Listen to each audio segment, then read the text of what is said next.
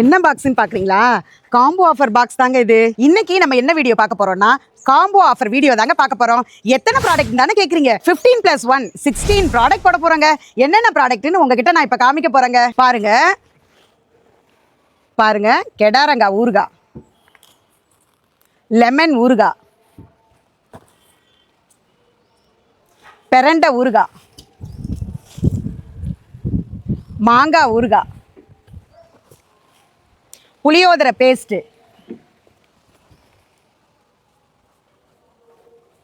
நார்த்தங்காய் ஊறுகாய், இட்லி சாம்பார் பொடி, இட்லி பொடி, புட்டு மாவு, மருந்து பொடி,